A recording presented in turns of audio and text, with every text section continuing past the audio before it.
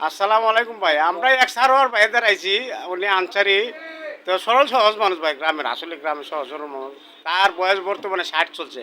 তার চেয়ে কম বয়সে মানুষ বুড়া দুরা ওই আর তারা না পাই। 60 62 হ্যাঁ 60 62 কিন্তু গণাদার আইছি ওনার মানে তার যে ভবিষ্যৎবাণী, তার 6 সন্তান নিয়ে যে একটা আলাপ আলোচনা করবো, তার জীবনের ইতিহাস তা আপনারা শুনবেন। ওনার সাথে একটা সাক্ষাৎকার নিতে আইছি। এই যে আমার ভাই। তো ভাই ভালো আছেন? আসসালামু আলাইকুম। ওয়ালাইকুম আসসালাম ওয়া রাহমাতুল্লাহ ওয়া বারাকাতুহু। আচ্ছা, তো আপনার শরীরটা আগের চেয়ে ভালো আছে না? আছে মোটামুটি। তো আপনার ভবিষ্যৎ পরিকল্পনা বা কি সিদ্ধান্ত, মনে মনে কি টার্গেট, আপনার বাচ্চা কাচ্চা নাকি বা কোনো কিছু বিষয় আছে আলোচনা করতে পারেন? মানুষে আপনার মনের কষ্ট দুঃখ বেদনা হ্যাঁ, সব বুঝলো। আমি আলোচনা করতে চাই না, করার সুযোগ যদি কওতে কইতে পারবো। এখন সমস্যা না আমার ভাই, বড় ইচ্ছা ভাই। ছিল আমার ছেলেটা আর একটু এই অ্যাডভান্স হইতো। আচ্ছা এখন বাগুলপুর মেডিকেলে আছে, ওর আচ্ছা। সাইনের দ্বারায় হ্যাঁ আপনি 5,000 রোগীর সামনে এই সিগনেচার দিলে ওনার সিগনেচারে আপনি ভর্তি তার পাননি। আলহামদুলিল্লাহ আলহামদুলিল্লাহ, দেখছেন এই যে একটা মানুষের এরা সৌভাগ্য। এরা দুইজনে মানে এখানে শাদিও মিরিজ করে লিছে, লাভ আচ্ছা। মিরিজ করার পরে হ্যাঁ এরা দুইজনে চাকরি করতেছে এখানে, বাসা বাড়ি করে থাকে। সরকারি চাকরি। আমার 10-12 হাজার টাকা দেয় মাসে মাসে। আচ্ছা আচ্ছা আচ্ছা, তো তো এই আলহামদুলিল্লাহ টাকা আমার ভালো।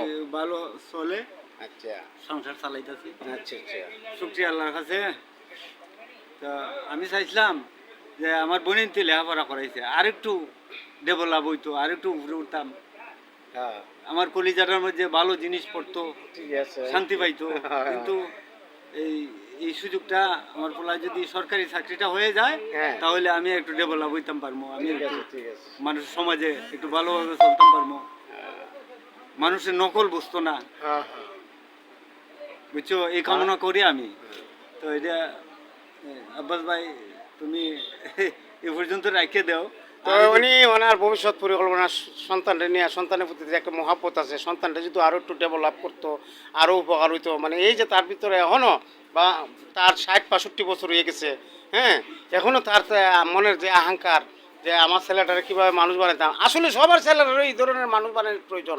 সবারই মনে একটি ধারণা থাকে বাচ্চা কাচ্চারা কীভাবে ভবিষ্যৎ সুন্দর একটা জীবন দান করুন, সুন্দর একটা পথ দান করুন, ভবিষ্যৎটা যাতে সুন্দর হয়, সবারই মনে কল্পনা জল্পনা।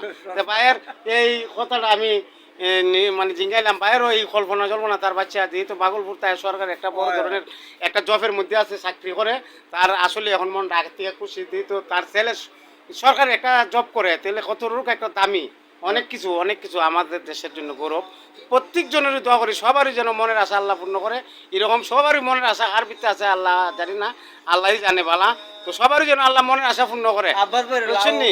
সবারই যেন আব্বাস ভাই লাইক করি, আচ্ছা আচ্ছা তুলো ঠিক দে, আছে। তারও যে ইন্টারেস্ট হয়। আর হালুক এখন খাইলে ভালো লাগতো না, আর একটু ভুট্টা হইলে আচ্ছা আচ্ছা আচ্ছা মজা লাগতো। ওকে, তো আর ভালো। শীতের দিনে ভুট্টা মিলে দিবে মিলে। আচ্ছা আচ্ছা আচ্ছা আচ্ছা, দুজন মজা করলাম ভাই, আমরা দুজন হলো মিলে মজা করলাম। শীতের দিনে বুট খেতে একটু আরাম লাগে, বুট বাদাম আছে, যা হোক এটা ভালো জিনিস হোক। তো আপনারা যারা প্রবাস থেকে ভিডিওটা দেখতেছেন, দেশ থেকে দেখতেছেন, ভালো লাগবো। আমি গিয়া কইব না ইয়ার ভাইয়ের সাক্ষাৎকার নিলাম। সঞ্জয় কইব না গা। আচ্ছা আচ্ছা আচ্ছা, ভালো থাকেন, সুস্থ থাকেন, সবার জন্য দোয়া রইলো।